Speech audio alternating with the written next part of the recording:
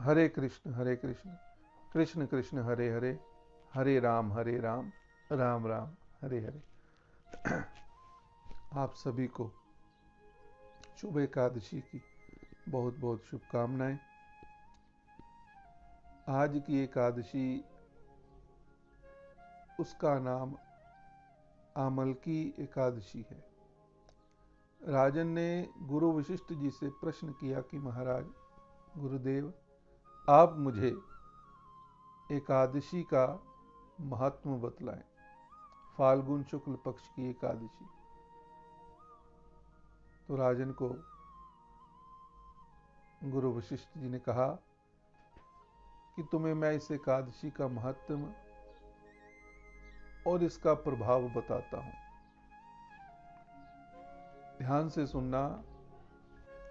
एक वैदिशा नाम का नगर था।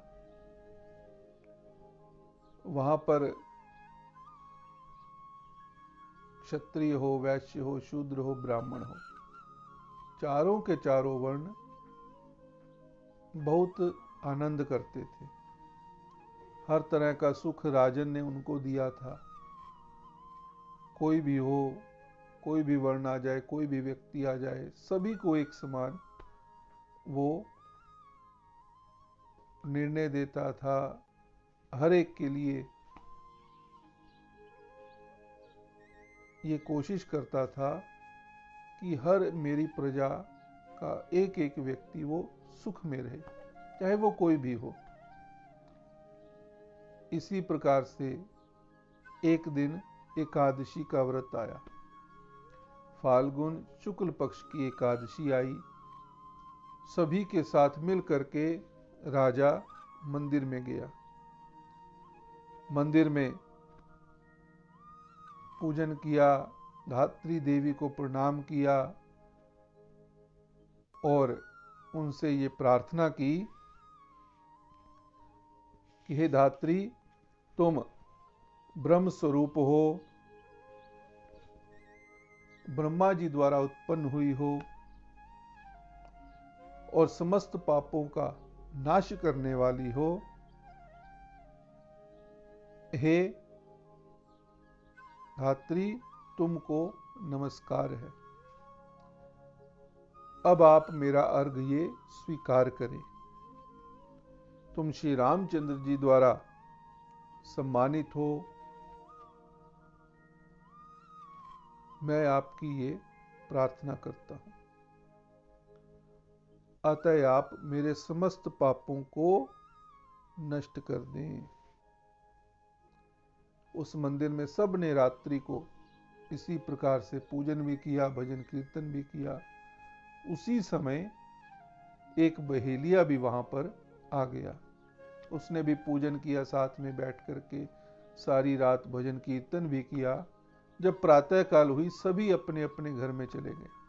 बहेलिया भी अपने घर में चला गया। जब अपने घर पहुंचा तो कुछ दिनों के पश्चात उसकी मृत्यु हो गई। अब ऐसा उसे फल मिला, एकादशी का प्रभाव ऐसा था कि राजन, उसने एक राजा विदुरथ के घर में जन्म लिया। एकादशी, आमल की एकादशी को व्रत करने से, भजन कीर्तन करने से उसे वो फल मिला, राजा के घर में पैदा हुआ। उसका नाम वसुरथ रखा गया। युवा होने पर वह बहुत ही तेजस्वी, चतुरंगनी और सेना लेकर के शिकार करने के लिए निकल गया और वह अकेला ही 10,000 गांवों का पालन पोषण करता था। वीरता में वह भगवान विष्णु के समान था। सूर्य के समान उसमें तेज था, चंद्रमा के समान उसमें कांति थी, क्षमा में पृथ्वी के समान था। अत्यंत धार्मिक, सत्यवादी और कर्मवीर वह विष्णु भक्त था। जब वो शिकार करने के लिए गया तो ऐसा उस परिस्थिति बनी वहां पर कि वो रास्ता राजन भूल गया। जब रास्ता भूल गया इधर भटकता उधर भटकता, भटकते भटकते एक पहाड़ दिखाई दिया, वहां पर चढ़ने लगा। वहां चढ़ गया और उसी समय एक मलेच्छ ने उसे पहाड़ी पर देख लिया।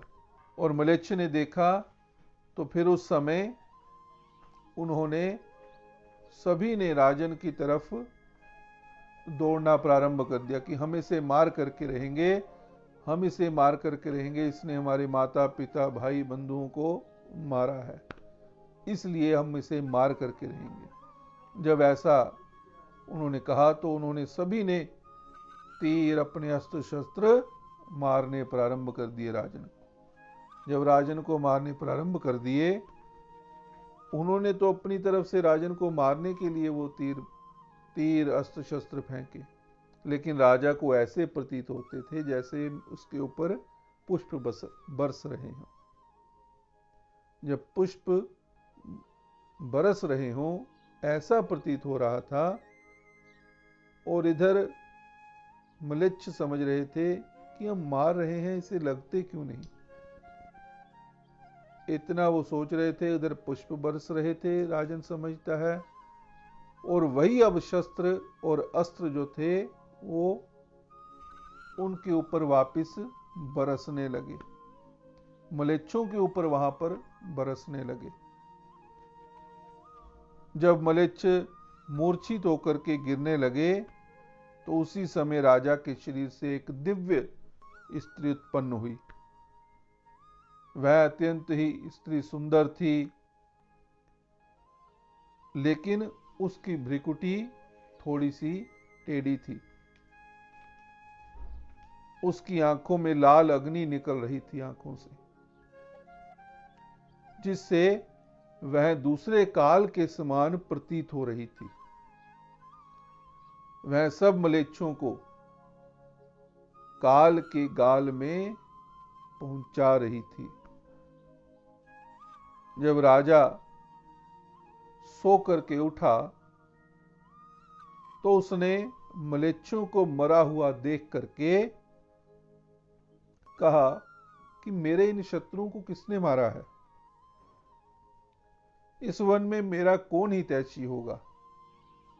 इसने मेरे शत्रुओं को मार दिया। तब वहां पर आकाशवाणी हुई कि इस संसार में भगवान विष्णु के अतिरिक्त और कौन तुम्हारा मित्र होगा, तो कौन तुम्हें बचाएगा? ऐसी आकाशवाणी हुई। इस आकाशवाणी को सुन करके वह अपने राज्य में चला गया कि भगवान विष्णु के समान और कोई मित्र नहीं, वही तुम्हारी सहायता कर रहे थे। सोचता रहा कि भगवान विष्णु ने आकर के मेरी इतनी सहायता की, उनसे ज्यादा कोई मेरा मित्र नहीं है, क्योंकि भगवान से ज्यादा कोई मित्र नहीं होता। और अपने जब राज्य में गया तो वह सुखपूर्वक वहां पर आनंद करने लगा। गुरु वशिष्ठ जी ने कहा कि हे राजन, इस प्रकार फाल्गुन शुक्ल पक्ष की एकादशी का इतना प्रभाव होता है कि वह बहेलिया जिसने अनजाने में ही भजन कीर्तन भी किया, पूजन भी किया, अनजाने में व्रत भी कर लिया, और ऐसा उसे फल मिला कि वो राजा, अगले जन्म में राजा का पुत्र पैदा हुआ और राजा बना। फिर उसने और भी अच्छे कर्म किए। जो मनुष्य इस अमल की एकादशी का व्रत करते हैं वह प्रत्येक कार्य में सफल होते हैं, उनके कार्यों में कोई बाधा नहीं आती। बाधा हो तो भगवान विष्णु खुद ही आकर के वो दूर करते हैं और अंत में वे विष्णु लोक को जाते हैं। बोले बांके बिहारी लाल की जय, बोले विष्णु भगवान की जय। हरे कृष्ण कृष्ण कृष्ण हरे हरे, हरे राम राम राम हरे हरे। तो एकादशी की कथा यहीं पर समाप्त होती है। आप जिन्होंने सुनी, जो सुनना चाहते हैं, इसको लाइक भी करें, आगे शेयर भी करें, उन तक पहुंचाएं जो कथा को सुनना चाहते हैं और लेकिन मंदिर में जा नहीं सकते, या कोई ऐसी परिस्थिति है कहीं पर व्यस्त जीवन है और समय कम है, लेकिन इसको वहाँ तक पहुँचाइए। उन सभी के पास कथा को सुन करके एकादशी का व्रत रखें और ज़्यादा से ज़्यादा शेयर करें और मेरे इस चैनल को सब्सक्राइब भी करें और मुझे ये बतलाएं कि आप और भी कौन सी कथाएं सुनना चाहते हो। मैं अवश्य ही वो सभी जो कथाएं हैं वो आपके पास लेकर के आऊँगा। तो ये एकादशी के व्रत की कथा, ये जो कड़ी 1 साल से चल रही है, तो उसमें ये एक और एकादशी की कथा जुड़ी। एकादशी की कथा और एकादशी का व्रत जो कर रहे हैं, मेरे यही भाव कि भगवान आप सबकी मनोकामनाओं को पूरा करे, कार्य में कैसी भी कोई भी बाधा हो वो सभी दूर हो और आपको सतबुद्धि प्राप्त हो, और व्यापार में उन्नति मिले, शरीर की निरोगता मिले, बच्चों को विद्या में अच्छी विद्या ग्रहण करने वाले बने।